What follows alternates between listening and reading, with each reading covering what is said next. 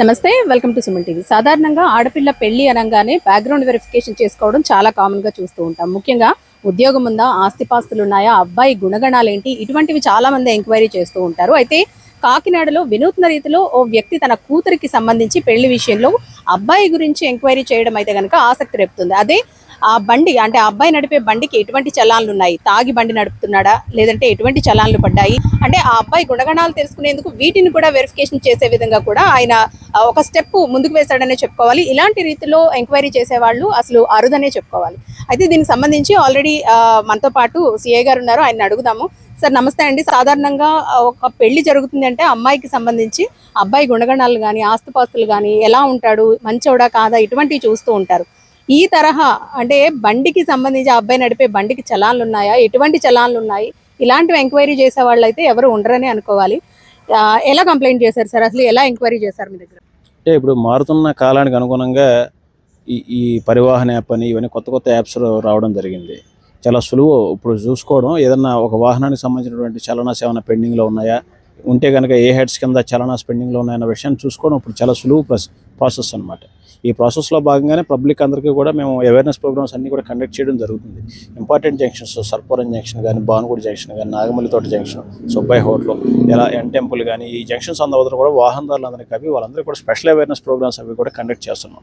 ఈ కండక్ట్ చేస్తున్నాం కానీ పబ్లిక్ అంతా కూడా ఈ విషయాన్ని ట్రాఫిక్ రూల్స్ పట్ల ఎలా ఉండాలి, ఈ రెడ్ సిగ్నల్, గ్రీన్, కొత్తగా సిగ్నల్స్ వ్యవస్థను కూడా కాకినాడ నగరానికి పరిచయం చేయడం జరిగింది. ఇప్పుడు కొత్తగా దీనికి ఈ మారుతున్న దాని సిస్టానికి అనుగుణంగా పబ్లిక్ కూడా దీన్ని అడాప్ట్ చేసుకోవాల్సినటువంటి బాధ్యత ఉంది. తదంలో భాగంగానే మేము 26వ తారీఖున వాహనాలను వెహికల్ చెకింగ్ చేస్తుండగా ఈ భానుగుడి జంక్షన్ వద్ద మేము యాజ్ యూజువల్ ఈ ట్రాఫిక్ డ్యూటీస్లో ఉన్నప్పుడు సుమారు ఒక 55 సంవత్సరాల వయసు ఉన్నటువంటి వృద్ధుడు పెద్ద ఆయన వచ్చి ఆయన కూడా ఒక స్లిప్ మాకు ఇవ్వడం జరిగింది. స్లిప్లో ఒక మోటార్ సైకిల్ యొక్క నెంబరు, ఒక కార్ నెంబరు ఇవ్వడం జరిగింది. ఆ రెండు వాహనాల మీద ఎటువంటి చలనాస్ పెండింగ్స్ ఉన్నాయి, ట్రాఫిక్ వైలేషన్స్ ఉంటే కనుక ఆ ట్రాఫిక్ వైలేషన్స్ ఏ హెడ్స్ కింద నమోదైనవి అనే విషయాలను తెలియజేయవలసిందిగా మమ్మల్ని రిక్వెస్ట్ చేయడం జరిగింది. అతను ఇచ్చిన రిక్వెస్ట్ మేరకు మేము కూడా ఏం చేసామంటే ఆ వాహనాలు రెండింటినీ కూడా ఏ చలనాస్ అయితే ఉన్నాయో పెండింగ్, ఈ యాప్స్ అన్నీ కూడా ఈ పరివాహన యాప్ అని వాట్సాప్లో ఒక నెంబర్ అని ఇవ్వడం జరిగింది. ఆ నెంబర్లో ఉన్నటువంటి వాటిని కూడా చెక్ చేసుకుంటే వాటిలో ఎటువంటి ట్రాఫిక్ వైలేషన్స్ అన్నీ కూడా నమోదు కాకపోగా ఈ డ్రంక్ అండ్ డ్రైవ్ కూడా ఒకసారి తిరిగేసి చూసే రిజిస్టర్లో మా వద్ద ఉన్నటువంటి రిజిస్టర్లో కూడా తిరిగేసి చూసాం. అక్కడ కూడా ఎటువంటి కేసులు కూడా సదరు ఆ రెండు వాహనాల మీద ఇక్కడ కూడా నమోదు కాలేదు. అంటే సార్ ఆయన చెప్పారా, ఇలా మా పాప పెళ్లికి సంబంధించి సంబంధం చూసాము, ఆ అబ్బాయికి సంబంధించిన డీటెయిల్స్ ఇవి అని మీకు చెప్పారా సార్ ఆయన? ఈ రెండు వాహనాల యొక్క పర్టికులర్స్ ఎప్పుడైతే నమోదు కాలేదో దేనికోసం సార్ మీరు అని చెప్పి మేము అతను ఆరా తీసిన వెంటనే అతను చెప్పిన విషయాలు ఏంటంటే, నిజ జీవితంలో క్రమశిక్షణ లేకుండా చాలామంది కుర్రకారు కానీ మోటార్ సైకిల్స్ని చాలా రెక్లెస్గా, అంటే వితౌట్ కేర్ అండ్ కాషన్, అజాగ్రత్తగా నిర్లక్ష్యంగా వాహనాలు నడుపుతూ ర్యాష్ అండ్ నెగ్లిజెన్స్ డ్రైవింగ్ తోటి, మందు తాగుతూ డ్రంక్ అండ్ డ్రైవ్ చేస్తూ చాలామంది యాక్సిడెంట్లు బారిన పడిపోయి రోడ్డు ప్రమాదంలో విగత జీవులుగా మిగిలిపోతున్నారు. మృతదేహం మృతులకు కారవుతున్నారు, ఎదురు వాళ్ళని కూడా చంపేస్తున్నారు ఈ ర్యాష్ అండ్ నెగ్లిజెన్స్ డ్రైవింగ్ వల్ల. అదేవిధంగా శాశ్వత వైకల్యం కూడా ఏర్పడేటువంటి సందర్భాలు చాలా ఉన్నాయి. అటువంటి సందర్భాల వల్ల మాకు ఒక పాప ఉంది సార్. పాపను నేను చిన్నప్పటి నుంచి చాలా గారాభంగా పెంచుకున్నాను. పాపకి చిన్న వయసులోనే తల్లి చనిపోయింది. మేము ఇప్పుడు సంబంధాలు చూస్తున్నటువంటి కుర్రవాడికి సంబంధించినటువంటి వెహికల్స్ సార్ ఇవని చెప్పి నాకు చెప్పడం జరిగింది. ఓకే సార్, దీనికోసం ఈ వెహికల్స్ అన్నీ కూడా రికార్డ్స్ ఏదైనా అడిగితే, నిజ జీవితంలో క్రమశిక్షణ లేని వాడు, ఈ వాహన వాటిలో ఎవడైతే క్రమశిక్షణ అయితే ఉండదో వాళ్ళకి నిజ జీవితంలో కూడా క్రమశిక్షణ ఉండదు సార్. అదేవిధంగా నా పిల్ల జీవితాన్ని తాకట్టు పెట్టి అతనికి ఈ సంబంధం మనం కుదర్చలేము సార్. ఆ ఉద్దేశం కోసం నేను ఈ పర్టికులర్స్ అన్ని కూడా తీసుకున్నానని చెప్పి నాకు క్లారిటీగా చెప్పడం జరిగిందమ్మా. సార్ ఎలా అనిపించింది సార్? అంటే ఇటువంటివి రేర్ కదా, అసలు ఎక్కడ చూసుండం మనం, ఇలాంటి ఎంక్వైరీ జరుగుతుందని కూడా తెలియదు.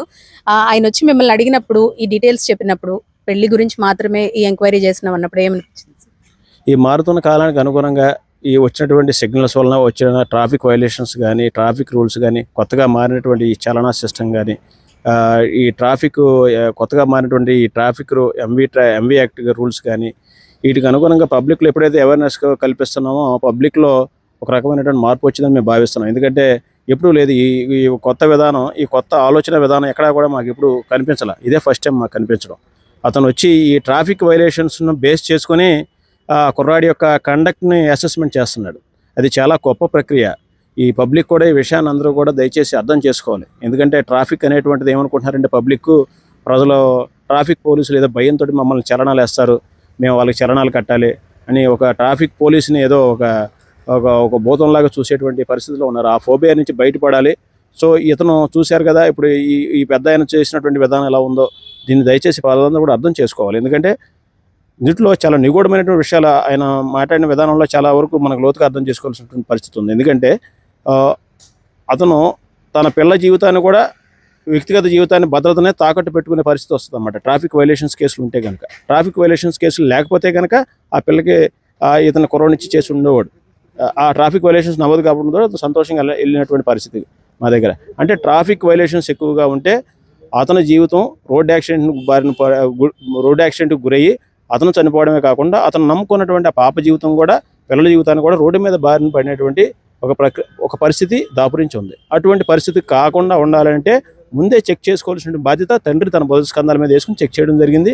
అదేవిధంగా వాహనాన్ని నడుపుతున్నప్పుడు ఎంత క్రమశిక్షణగా, ఎంత సామాజిక నిబంధనలకు కట్టుబడి క్రమశిక్షణగా ఒక స్ఫూర్తితో ఒక వాహనాన్ని తన సొంత పనిముట్లాగా భావించి నడపాల్సినటువంటి పరిస్థితి ఎప్పుడైతే ఉందో, నిజ జీవితంలో భార్యను కూడా అదే రకంగా క్రమశిక్షణతో చూసుకుంటాడు అన్న భావానికి ఆయన రావడం జరిగింది. ప్రజలు కూడా ఈ విషయాన్ని అర్థం చేసుకొని ట్రాఫిక్ పోలీసు వారు ఏదో చలనాలు వేస్తున్నారంటే జరిమానాలు కట్టుకోవడానే భావన కాకుండా ఇది ఒక మన క్రమశిక్షణ, స్వీయ క్రమశిక్షణ అన్న విషయాన్ని గుర్తుపెట్టుకోవాల్సిన బాధ్యత ప్రజలపై ఉంది. దయచేసి ఈ విషయాన్ని సోషల్ మీడియా ద్వారా మేము తెలియజేసేది ఏంటంటే ప్రజలు కూడా ఈ విషయాన్ని అర్థం చేసుకోండి. ఆ పెద్ద ఆయన్ని మీరు ఆదర్శంగా తీసుకోవాల్సిందిగా మేము కోరుతున్నాం. సార్, కాకినాడలో ముఖ్యంగా ఎటువంటి చలానాస్ ఎక్కువ నమోదవుతున్నాయి సార్? ఎక్కువగా helmet, non wearing of helmet ఎక్కువగా వైలేషన్స్ కేసులు నమోదవుతున్నాయి.